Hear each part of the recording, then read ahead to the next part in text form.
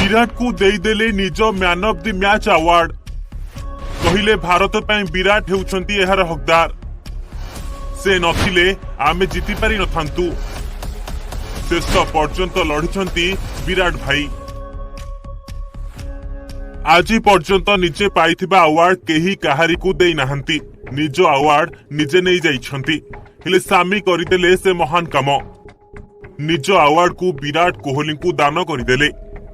हाँ आज्ञा दीर्घ 20 वर्ष पर न्यूजीलैंड ठारू प्रतिशोध नहीं भारत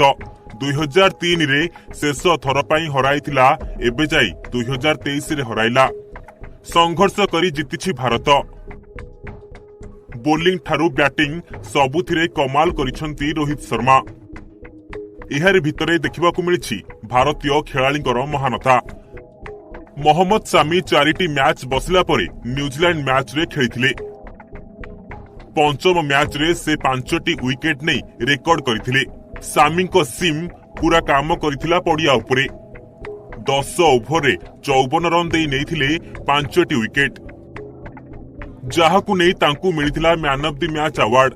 और man of the match award पाइला परे से कहिथिले कि एही अवार्ड पाई मु योग्य नुहे एही अवार्ड पाई योग्य हेउछंती विराट भाई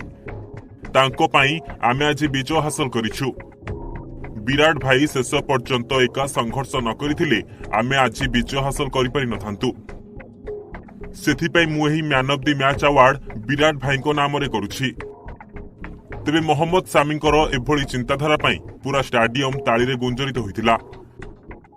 जदि देखिबा विराट कोहली फास्ट डाउन रे बैटिंग करबा पई आसिथिले गोटिए परे गोटिए विकेट चली जाउथुवा बेले से एका संघर्ष करथिले किछि समय श्रेयस आयर साथ देइथुवा बेले किछि समय रविंद्र जाडेजा साथ देइथिले तापर जाई विराट करिथिले 104 बॉल रे 95 रन विराट तांकर 49तम शतक करिवा पई छक्का लगाइबाकू चेष्टा करथिले हेले क्याच हो जाइथिले इहा परे रविंद्र जाडेजा चौका मारी दल को विजय देथिले।